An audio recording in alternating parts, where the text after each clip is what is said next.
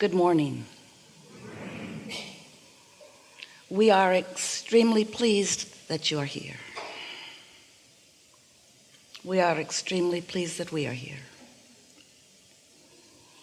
It is co-creating at its best. You are knowing what you are wanting.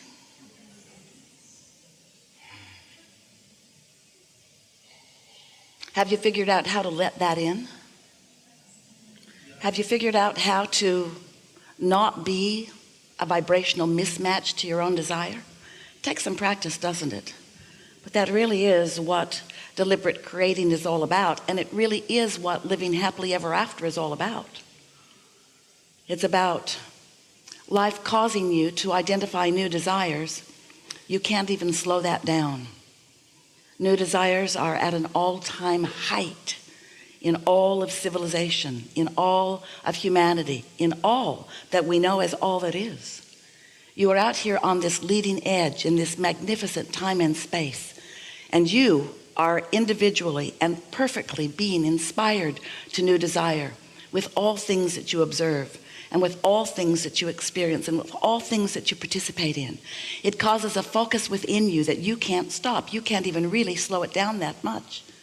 There's a current or an energy. There's a fulfillment of purpose. There is a you being you in this physical body, and what is happening around you, inspiring within you new desires, new calling forth of life force and energy in order to accomplish those desires that are being born within you.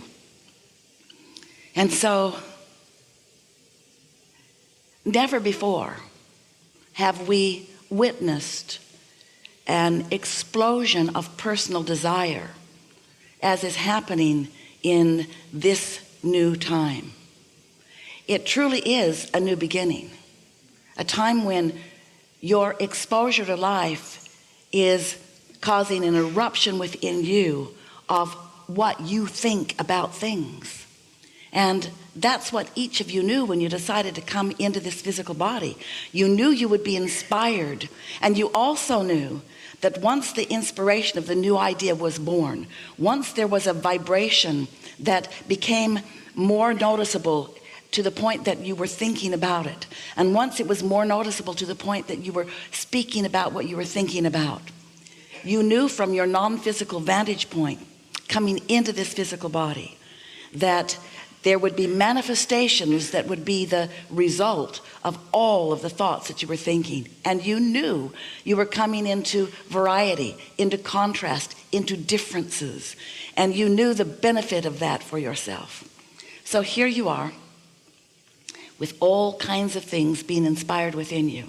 And now what we're about as we're interacting with you is to remind you that this was all your intention, and to remind you that those desires cannot help but be born within you, and to remind you that your inner being and the source within you is aware of the desires that are being born within you, and to remind you that you are a vibrational being living in a vibrational world, and that everything that is manifested so far, whatever you can see, whatever you're reading about or hearing about, even if it just happened today, it is so past tense that it really does not deserve as much of your attention as you are giving it.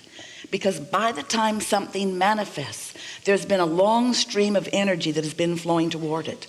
And the manifestations, all of them, every one of them, no matter what they are, every one of them is the inevitable result of the mix of energies that has been flowing.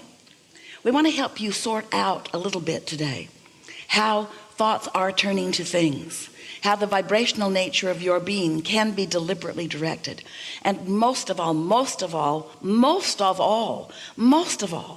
how you can rediscover, how you can return to the satisfaction that life is meant to provide for you.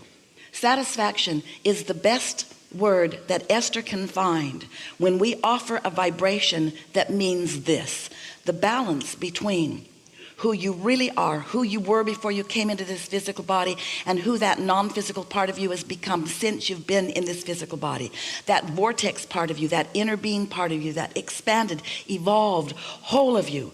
That feeling of satisfaction is when that whole of you, that who you really are of you and who you're being in this moment, meaning what you're thinking about, what your beliefs and thoughts are, when those vibrations blend, when there's harmony, harmonics between you and you, that's satisfaction. When your desire is not doubted by you, but understood by you. When your desire is something that you are feeling now and patiently in anticipation of further and further expansion, evolution, and growing and becoming of it.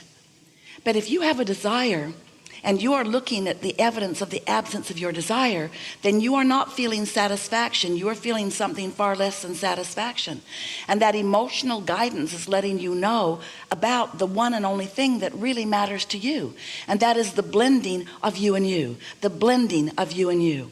Because you did not decide to come forth into this physical body as a sort of renegade who would not blend with the whole of you, who you are. You did not say, I'll go forth and I'll remember nothing of my own clarity. You didn't say that. You said, I am clear. I am pure positive energy. I am love. And this love will be embodied in my physical embodiment. And I will go forth into the perfect environment of perfect contrast. And from it will be born within me a clear distinction of what I prefer, a clear desire of what I prefer. And I know you said this. We heard it. We said we would remind you. I know that once any desire is born within me, no matter how broad or narrow, no matter how deep it is, no matter how it is deemed to be by others who perceive me having this desire. Every desire, big or small, is understood by the non-physical source of that which is you. And you knew the source energy would back you up in all of your desires. Further, you knew you were not coming forth into a physical environment of competition, because you knew that you were equal in terms of your access to this energy that creates worlds. And you knew that someone else's utilization of the physical environment to inspire their desire, and then their alignment with and utilization of energy to accomplish whatever they are accomplishing, you knew that no matter how many others were utilizing this energy that creates worlds, that would not constitute any deprivation for you or anyone else, because you knew that the energy comes forth in order to support the desire that you have managed. And so we want to bring you to the place, by the time we come to the culmination of this gathering today, we want to bring you to the place, if you are willing, of feeling and understanding, of really knowing the power of your own focus and the importance of your own personal satisfaction. The satisfaction factor is the best way of describing how you utilize the laws of this universe. Law of attraction is a law that exists in all that is. Whether you are non-physical as we are, or physical as you are, or physical and non-physical as you really are. This law of attraction says that that which is likened to itself is drawn. It's the law that makes your radio frequencies line up. It's the law that is behind everything that exists. So sometimes you say, well, I'm getting better at using law of attraction. And we say, you don't use law of attraction any more than you use gravity. And we suppose you use gravity when you understand it, and then you create your contraptions, your airplanes and such, that help you to defy it for a little bit. But law of attraction is a powerful law that is constant and steady and always fair. And so it's your job to let your life provide for you your desire, and it's your job to focus in on it until you have clarity about what that desire is. And then it's your job to pay attention to the way that you are feeling, so that you manage your attention to subjects so that you don't get too far adrift from your own desire. It's such an interesting thing to watch you with a very clear stated desire about something and then listen to you state the opposite. And the reason that you do that is because the new desire is in the state of becoming, and what you're observing has already become the other things that you've been in the state of becoming about, just not this new thing. So when you take score of the manifestation before those thoughts have turned to those things, and you see the absence of those things that you desire, Then you speak most often because you are so enamored with your physical awareness of life, what you're seeing and hearing and smelling and tasting and touching. You want to call that your reality. And we want to make this distinction with you. It is your manifested reality, but it is far from your reality. And it is a scanty part of the reality that it really is. We want to call your attention to the vibrational reality, to the vortexual reality, to the reality that you've already created. We want to call your attention to the reality that is in the making, that will manifest. Oh, it will manifest, and you will have opinions and judgments and responses to the manifestations. But if you could get your attention off of those manifestations for more of your time and put your attention upon what you're doing with your energy, you would have more control of your own manifestations. That's all we're saying. So for a little while, we called this gathering the science of deliberate creation, but you got crazy about that. You started behaving about this body of work the way you've been behaving about your work in general, where you just worked too hard about the thoughts that you were thinking. When you caught wind of the idea that your thoughts create, at first you liked that before you found out you can't control your own thoughts. And then you started panicking as you tried to suck them back before law of attraction got hold of them. But too late, law of attraction gets hold of them right away. And so we want to show you how you can become more anticipatory of good things coming to you and to the others who you care about. I want to show you how you create your own reality and how much more easy it is than most of you have been making it out to be.